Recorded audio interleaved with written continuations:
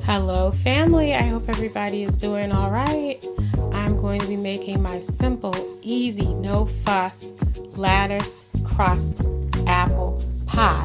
And my lattice is not going to look as, of course it's not going to look as perfect as this picture, but it's going to look a little bit similar to this. Let's see how it turns out. I'm using store-bought pie crust to save time. And another thing that's going to help me save time is I've got this can of apple pie filling, which already has some cornstarch in it for thickener, and it also has plenty of sugar in it, so I'm not going to have to add any sugar nor any thickener to my apple pie. I've got some cinnamon, nutmeg, and vanilla. Those are going to be my spices. I'm keeping it very easy and simple and old school. These are the apples that I had left in my refrigerator. I ate a couple of them, maybe 3, and I had these left. One of them is starting to get bad. I had kind of forgotten about them in the back of my fridge, so I'm going to use them in my pie. There's nothing like fresh apples in your pie. And you can use any kind of apple you want. Granny Smith for me are best mixed in with other kind of apples, but this is what I have, so make do with whatever you have. It all works.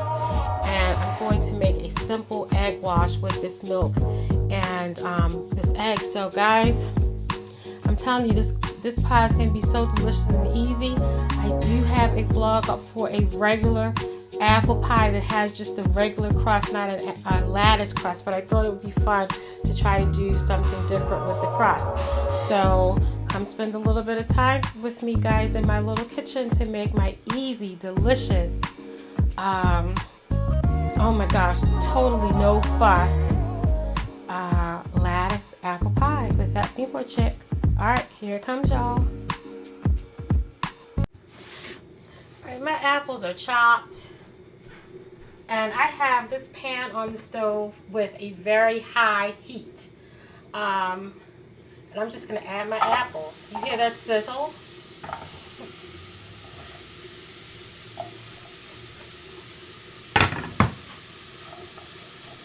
And I'm just going to clamp the top down on my apples. Turn the heat down to probably about a medium low. Not high, and let the apples go for a couple of minutes. Come back and check them in about 3 to 4 minutes. Stir them around and add my fruit filling. So I'll be right back. So about 4 minutes have passed, and you can hear the sizzle from my apples. And look at, and it smells just like apple heaven. You see all the condensation on the lid, and then the apples, what they're doing is they're actually sweating out. So I don't add water to my apples when I'm cooking them, because I'm trying to let them release water as they cook and get soft in this pan. And then that's how you don't wind up with a watery apple pie. Have you ever cut into some people's homemade apple pies and it was just liquid, like very loose and runny, which turns me off completely from eating that apple pie. When I see, you know, the apples are kind of tasteless and the pie is runny, you don't want that. So I'm going to clamp the top back on. And I know it seems kind of controversial, but you really don't need any water. If you wanted to add a tablespoon of water, you could. For me, I'm good because, like I said, the apples are going to sweat out and release a lot of their water, and that's why I cook them ahead of time like this, because if you were to just take your raw apples and put them in the crust, you're going to get that watery, runny apple pie that is just whack. So a couple more minutes and I'll be back to add my apple pie filling.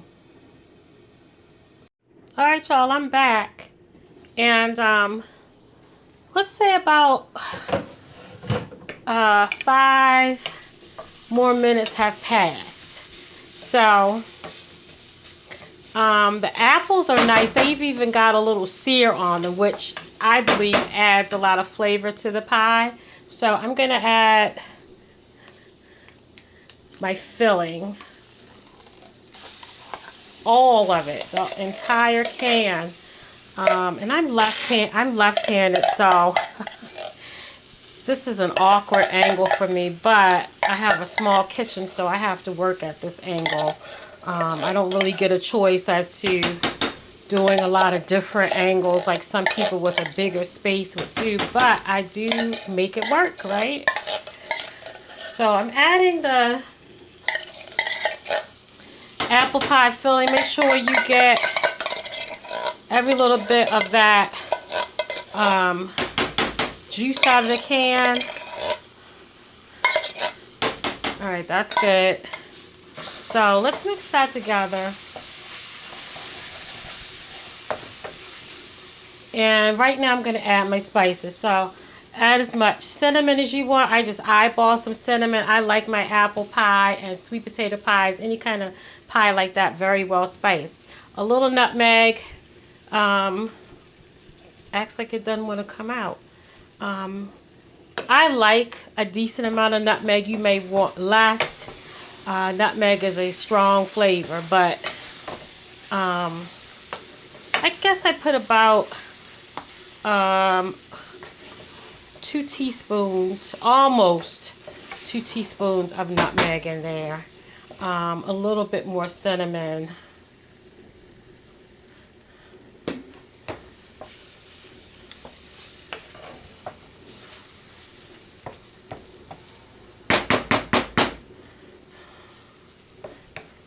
And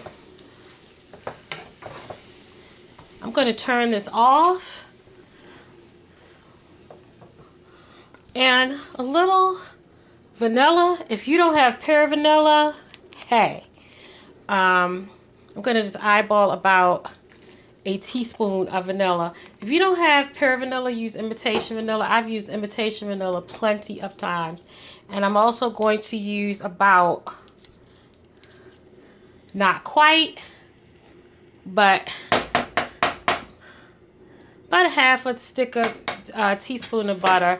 And I know people say, oh, I would add way more butter, but I do not do as much butter these days. I'm on a low sodium lifestyle, and the only things I use real butter in are things like pies and stuff like that. And when I do use real butter, I cut down. So you might think it's not going to be enough, but it is. But if you like more butter, then feel free to add more butter. So I'm just going to let this sit and cool off for a few minutes.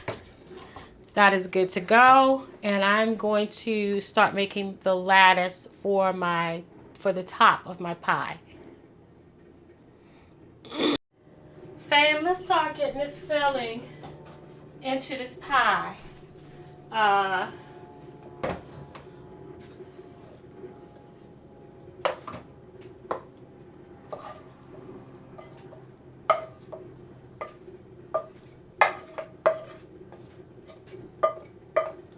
So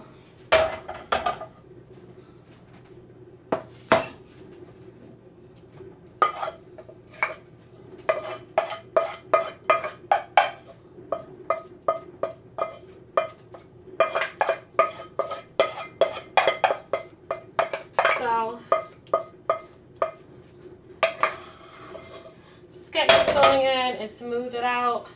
I see a little part of my crust just trying to chip off and do things, but I can fix that.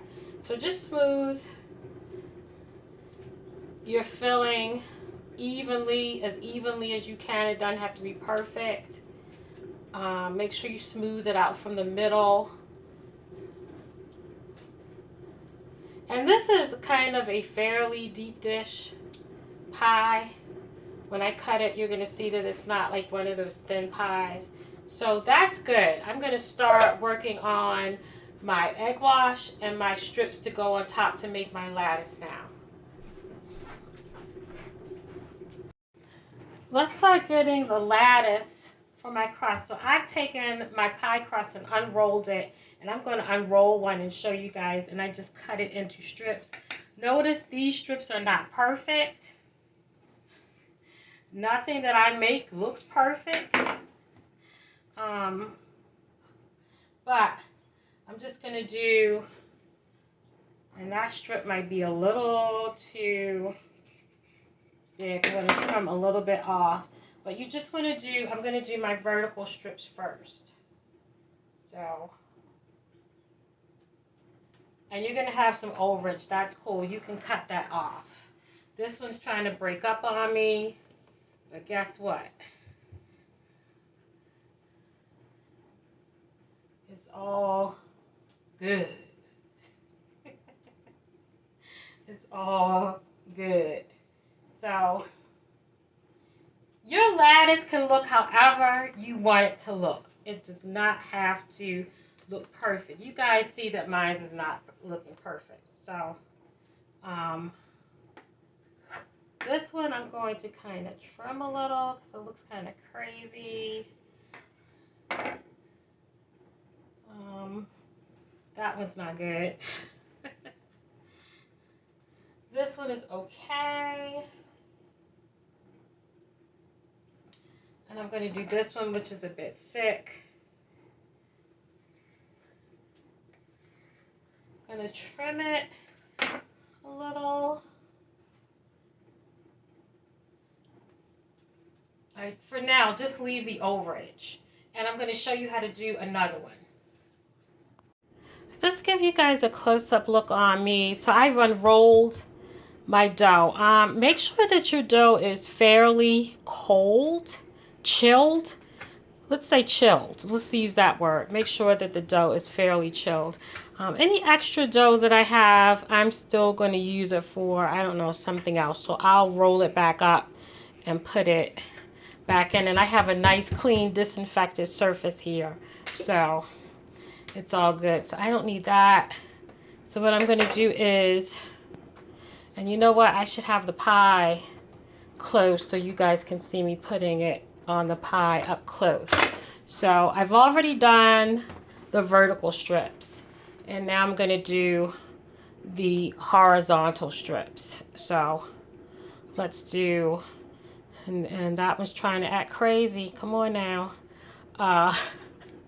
Let's do that one. Let's get one that looks a little better. So I'm going to trim a little bit off of this one because that's a little thick at the top. So, okay, this one looks halfway decent if I don't break it. Okay, so that one, and I think it's going to be one more. Let's space this over. Press it down a little. One more. That looks crazy. Let's do this one. Let me trim it. Well, okay, that broke up on me. Let's do this one. This looks good. Kind of. And let's do that one. Press down on the sides. Those are my dough scraps that I told you I'm going to be using. And my oven is already preheated to 350 degrees. So I have my little handy kitchen scissors. And I'm just going to trim the overage off like this. So anything that's hanging over, trim it off and tuck it. Kind of tuck it in. And once again, I'm left-handed, so this is kind of an awkward angle for me. Well, not really. This is good. And once again, also, it doesn't have to look perfect. But as you can see, it still looks cute. People eat with their eyes before they eat with their mouths. So you do want it to look, you don't want it looking, you know, crazy. Seriously. And you already know if you made it like I just did with the filling, the filling's going to be, sorry, I'm hit my camera by accident. So that's trimmed. Let's see, is everything trimmed? Yeah. So this is what I'm going to do.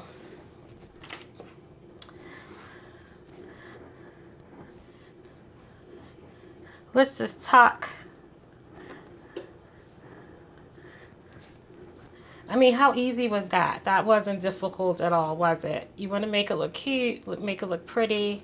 So just kind of fix those with your hands like that.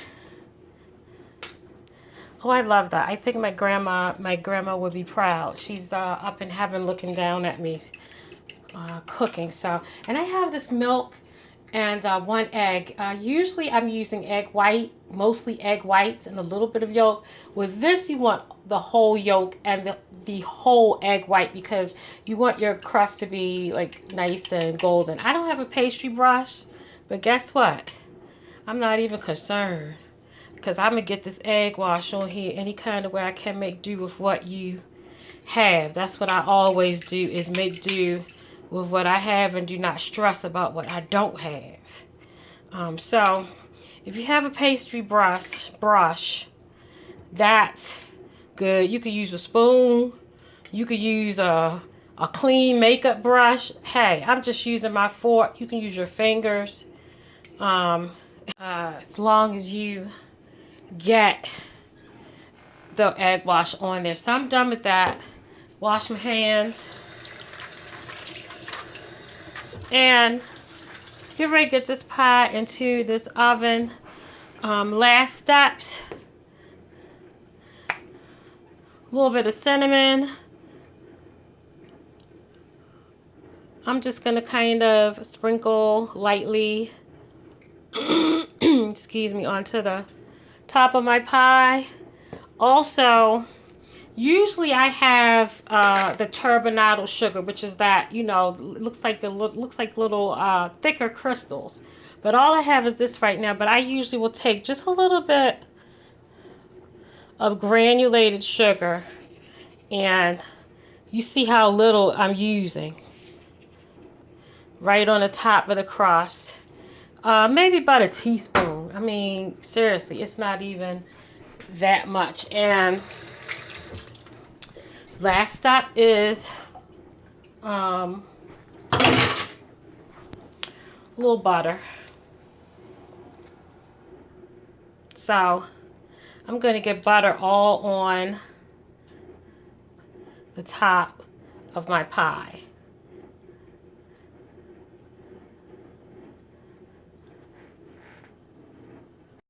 This pie is ready for my oven. You see the lattice. It looks kind of cute to me. You don't have to go crazy with the butter, but the butter does add some flavor to the crust, and it also helps it brown even better. I'm going to do 350 degrees for up to 45 to 50 minutes. I probably won't need all that time because keep in mind, I cook my apples ahead of time. And I don't, you know, they're cooked to the point where they were not mushy, but were tender. So really all I'm doing is getting the crust golden brown at the top and the bottom and heating up the filling and getting the apples a little bit more tender. So 350 degrees. About 45 minutes, up to 50 minutes. It all depends on your oven. And I'm going to check it probably about 30 minutes in to see if it's getting too brown at the top. If it is, I can always tint the top with foil. So let's get this pie into the oven, y'all. Alright guys, my pie has about 15 minutes to go. I don't feel that it's getting too brown. I like my pie to be a very golden brown. So 15 more minutes and this pie is going to be out of my oven. It's already looking awesome. Yum! Y'all, there go that pie, nice and fresh and hot out of my oven. You can see some of that. Look at that caramelization on the top. And you can see that it's nice and moist and juicy. Look at the little lattice layers and how nice and golden it is. I cannot wait to cut this pie later. It's going to be delicious with a scoop of creamy ice cream.